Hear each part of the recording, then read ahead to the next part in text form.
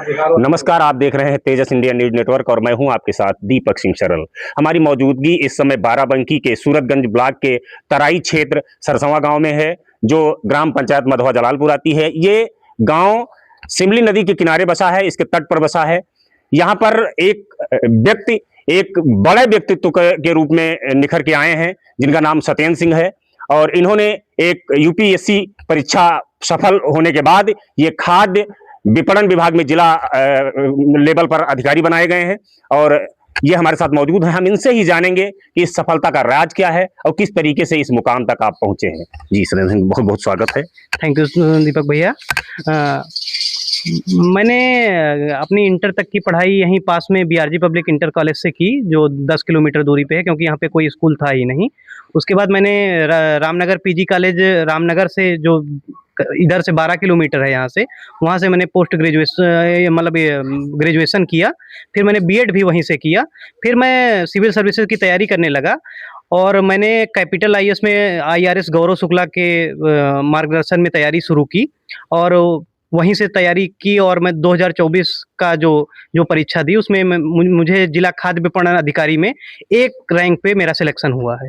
अच्छा, सबसे बड़ी बात है कि सामान्य शिक्षा, बेसिक शिक्षा की पढ़ाई के बाद आप कैसे जो है इस आपके दिमाग में आया कि हम सिविल सर्विसेज की तैयारी करें और ये यहाँ आगे बढ़ें? ये कहाँ से आया आपके दिमाग में? इसमें सबसे ज़्यादा सहयोग गुरुजनों का रहा, और जैसे बड़े भैया हैं तो उन्होंने मार्गदर्शन किया, और पिताजी भी जैसे किसान परिवार से आते थे, तो मतलब हमेशा से ये जुड़ाव रहा कि किसानों का हमेशा प्रशासन से लगातार वो बना रहता है संपर्क, की खाद से लेके तहसील जाना, काम कराना, भूमि से संबंधित। तो वो जानते थे कि कितना बड़ा पद होता है। तो पापा ये कहते थे कि प्रशासनिक नौकरी चाहिए हमें। फिर वहीं से प्रेरणा मिली कि हमें तैयारी करनी है। फिर जब मैं ग्रेजुएशन कर रहा था, उसके बाद से मैंने फिर तैयारी शुरू कर दी कि प्रशासनिक नौकरी में जाना है। जब आप प्रशासनिक तैयारी कर रहे थे, पढ़ाई कर रहे थे, इस समय क्या परेशानियां आपको आई? सबसे ज़्यादा ये परेशानी आती है कि जब आप कोई स्टेज का एग्ज़ाम देते हैं और फेल हो जाते हैं, तब आप सफलताओं के साथ तो पूरा समाज से लेके हर आदमी खड़ा होता है, फिर आपके असफलता के साथ कौन खड़ा होता है? तो ये सबसे बड़ी समस्या आती है कि, और जो जैसे एग्ज़ाम सेंटर हैं, आप लगातार प्रैक्टिस करते हैं, लिखते हैं, आप 100 पेपर देते हैं प्री के, फिर आप फेल हो जाते हैं तो वो एकदम टूट जाते हैं। तो ये सबसे बड़ी एक समस्या है सिविल सर्विसेज के साथ।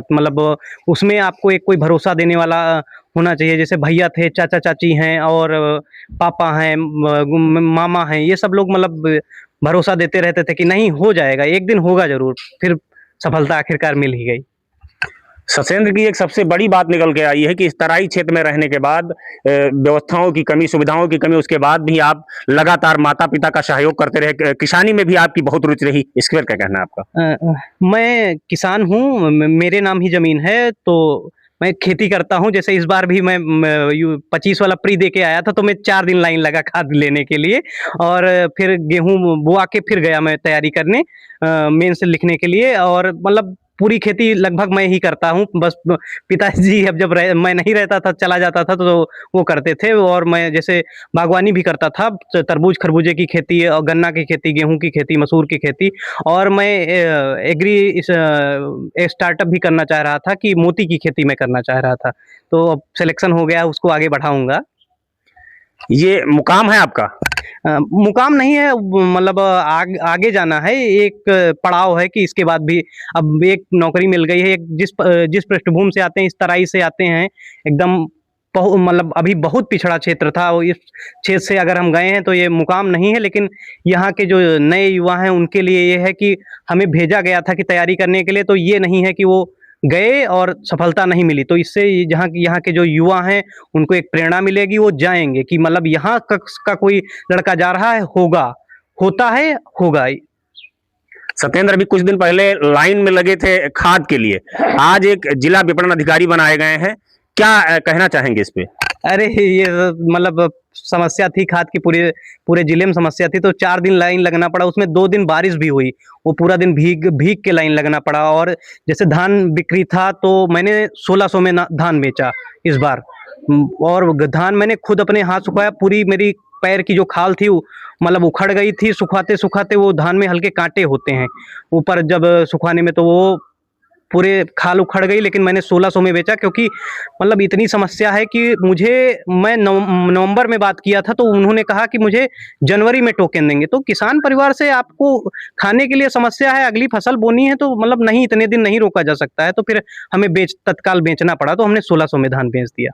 जिला विपणन अधिकारी, इस समय जो ईरान, इजराइल और अमेरिका का जो युद्ध चल रहा है, इस पे देश से क्या कहना, देश की जनता से क्या कहना?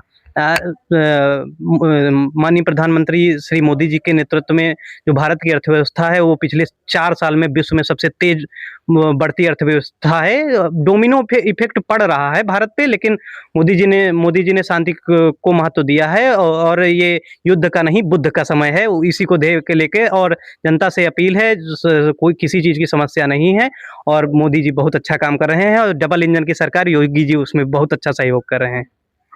अच्छा, ये भी माना जाता है कि आप बचपन से बड़े होनहार रहे हैं, कई बार आप विद्यालय से लेकर के और कई शिक्षण संस्थानों तक आप सम्मानित किए गए हैं। उसमें कहाँ कहाँ पर कब कब आप सम्मानित किए गए, जरा बताएंगे आप हमारे दर्शकों को? मुझे 2000 जब मैं क्लास 10th में था 2015 में, तो मुझे स्वामी विवेकानंद छात्रवृत्ति योजना के तहत जिले में तीसरा स्थान प्राप्त हुआ था। उसमें मुझे 10,000 की नगद राशि 2015 में मिली।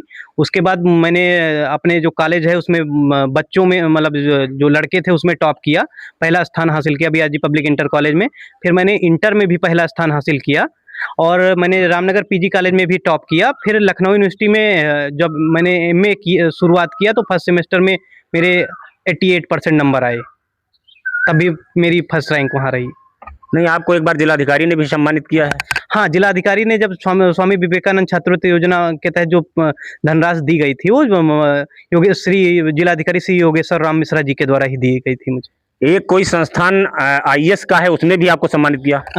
एक लखनऊ में अलीगंज में ध्येय आईएएस नामक संस्थान है, जहां वो फाउंडेशन कोर्स कराते हैं उड़ान नाम से। तो वहां एक टेस्ट होता है स्कॉलरशिप, उस टेस्ट में मैंने प्रतिभाग किया था। तो उसमें जो मेरे शिवा भैया हैं उन्होंने बताया था कि वो संस्थान कराता, क्योंकि हम यहाँ इस पृष्ठभूमि से आते थे तो मतलब इतनी फीस तो नहीं दे सकते थे। तो उन्होंने कहा नहीं, वो जो पिछड़े लड़के हैं लेकिन मेहनती हैं उनके लिए स्कॉलरशिप टेस्ट चलवाते हैं। तो मैंने वो टेस्ट दिया था 2019 में, तो मेरी 1 रैंक आई थी, तो उन्होंने पूरी फीस माफ कर दी थी। मुझे 2,13,000 रुपए का उन्होंने चेक दिया था। एक असफलता भी लोगों ने बताई है कि एक बार असफल भी हुई है 2023 में, आप क्या कहेंगे? हाँ, 2023 में मैं असफल हुआ था। मेरे अब क्या बताऊँ, मैं 100 नंबर से असफल हुआ था। 100 नंबर मेरे कम थे मेंस में, तो मतलब बहुत कम होते हैं। अब जो लोग कुछ नंबर से असफल हो गए होंगे वो सोच रहे होंगे कि नहीं, हम नहीं कर सकते। मेरे 100 नंबर कम थे जो सिलेक्शन लेने से, मतलब जीएस में 1 नंबर, एक इथिक्स का पेपर छोड़ दें तो किसी भी पेपर में 90 नंबर नहीं आए थे, जबकि हिंदी और एसए में मेरे आयोग में सबसे ज़्यादा नंबर थे।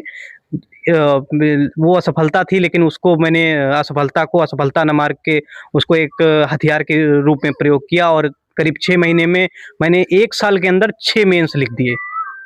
2 बिहार पीसीएस के और 2 यूपी पीसीएस के, और समीक्षा अधिकारी और एलटी ग्रेड का, मतलब 6 मेंस 1 साल के अंदर, 6 प्री, 6 मेंस, 2 इंटरव्यू। सत्येंद्र ने बहुत विस्तार रूप से बताया। बिल्कुल किसी ने सही कहा है कि कदम चूम लेती है खुद बढ़ के मंजिल, मुसाफिर अगर अपनी हिम्मत न हारे। यकीन मानिए कि अगर लोग शिद्दत से, सादगी के साथ काम करें, 6 महीने में असफल होने वाला बच्चा बिल्कुल टॉप पर पहुंच जाता है। बाराबंकी से तेजस इंडिया न्यूज नेटवर्क टीम के लिए दीपक सिंह, सरल की रिपोर्ट।